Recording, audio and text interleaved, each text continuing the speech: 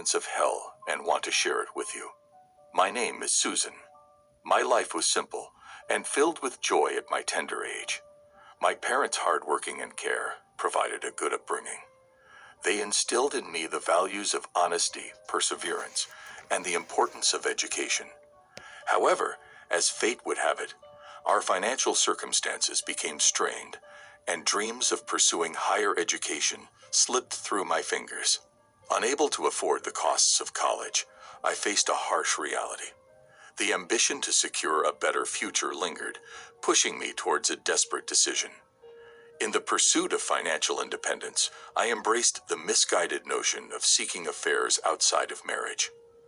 The allure of quick money clouded my judgment, blurring the lines of right and wrong. At first, the clandestine affairs seemed like a solution to my financial woes. The temporary relief from monetary constraints overshadowed the moral dilemma. My surroundings started messing with my head. I became friends with people I weren't supposed to. I mean bad and evil friends.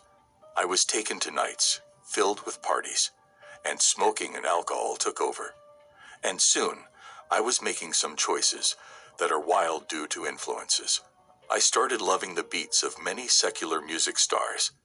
Their songs felt like my personal anthems.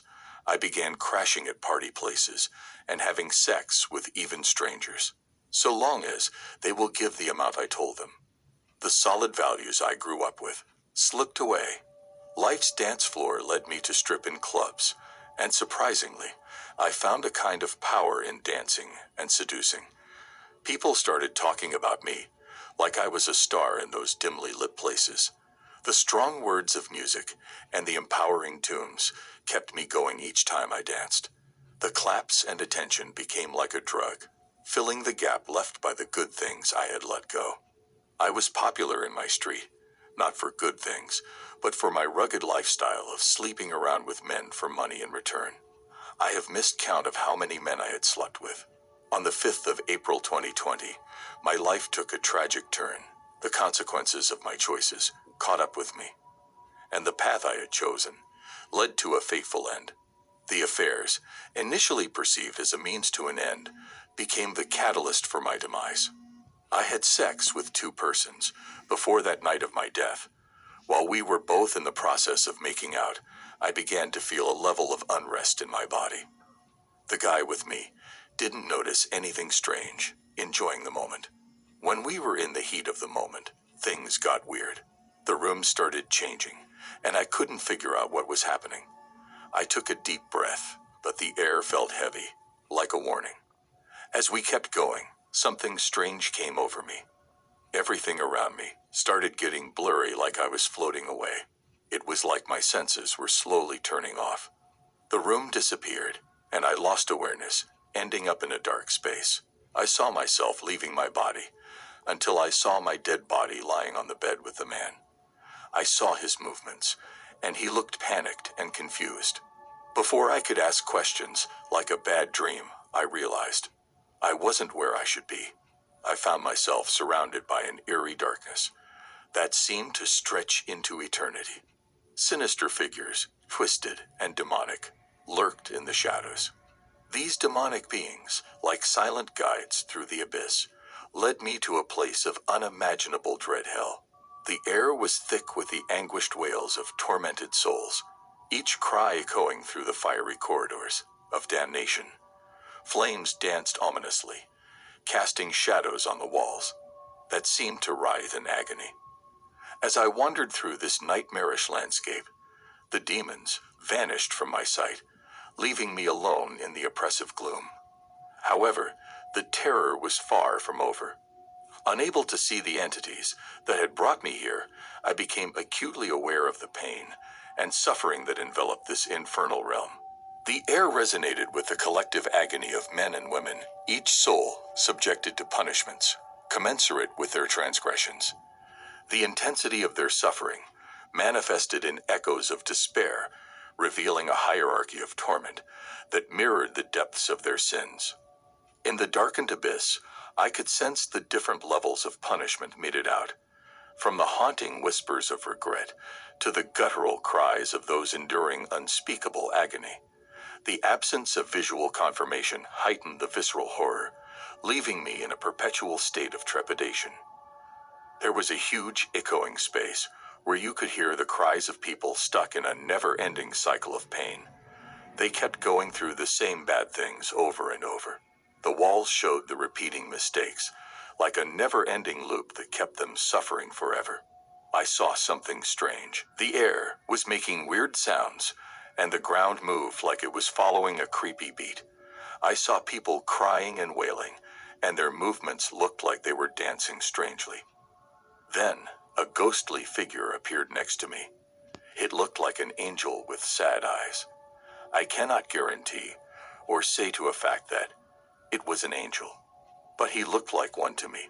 The angel started explaining why these souls were going through such a terrible kind of suffering. In this place of pain, the music that used to be a part of their lives is now making them suffer forever, the angel said sadly. They're stuck with the messed up notes that match the darker parts of their souls. The souls in this part of hell were haunted by the tunes that had been with them in life. The weird music wrapped around them, a reminder of the melodies that had influenced them when they were alive. The angel tree revealed to me they are here because of the kind of music they let into their lives. The tunes, once a choice, now trapped them in a never-ending dance of pain. Watching these tortured souls, I realized that hell is punished not just for actions, but for the very essence of who you are. The music they enjoyed became a never-ending source of suffering. The angel shared a shocking truth about the music causing the soul's suffering. He mentioned 2 music stars and revealed a secret behind their music. He said sadly, the souls caught up in that part of hell got caught up in the hidden seductive spiritual backing, hidden in the songs of Beyoncé and Nicki Minaj. The tunes that seemed harmless had a tricky influence, leading them to do wrong things. While the angel talked, the air echoed with those familiar songs. It turned out that, beyond the catchy beats and cool lyrics, there was a hidden force in the music, whispering tempting thoughts that led people away from doing what was right, such as fornication, and finds joy in smoking and doing other terrible things that goes against God's wish. The tunes carried a hidden heaviness, tempting people to desire things that went against what's good, the angel explained. Thinking they were just enjoying music, these souls ended up following a darker influence, doing things against what was right according to God's teachings. In hell, all the souls trapped there really wanted another chance. Their faces showed how sorry they were, and they hoped for a bit of hope in this never-ending place. You could see them trying to plead for mercy, wanting to make up for the bad choices they made. Even though they were stuck in constant suffering, they desperately wanted to change their ways and get out of this awful situation. Caught between the memories of what they did wrong and the strong desire to start fresh, the people in hell wanted a shot at fixing the stories that led them to this place. They shouted out, all full of regret, asking for mercy and a way out of the mess they created for themselves. While in hell, getting another chance seemed impossible. Every plea just echoed around, blending with the cries of so many others. Wanting a do-over became a shared wish. I saw something scary. Actually got hit. People who gave in to the temptation of fornication were faced with a unique and awful fate. The air was heavy with fear, and these tortured souls were in pain, their faces showing the horrors they were going through. In this terrible place, those who did wrong were dealing with a terrifying punishment beyond just physical suffering. Scary visions of their worst fears came to life, showing the bad results of what they did on earth. Each person faced nightmares that were gross and surreal, reflecting the bad things they had done before. The cries of pain echoed in this cursed place like a sad song of regret. It was clear that in hell, the punishment for fornication went beyond just physical pain. It reached deep into their souls, tearing apart who they were in a never-ending cycle of fear and regret. Then suddenly, something like a special light appeared, and a voice spoke, warning me that I had been given another chance. Before the word came, I was in a series of tears of regret, imagining how I would spend eternity in hell. It's unbearable, based on what my eyes saw. Some invisible hand helped me rise from death, leaving the sad scenes behind. In a strange twist, I wasn't stuck in that terrible place called hell anymore. Instead, I was in a weird in-between space. Then, like waking up gently, I felt warmth around me. Gradually, I became aware again. And when I opened my eyes, I was in a hospital bed. Doctors and nurses were there, looking surprised and amazed. It was after I recovered.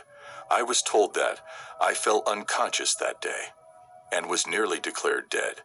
And just when they were making preparations to put onto paper, that was when I came back to life.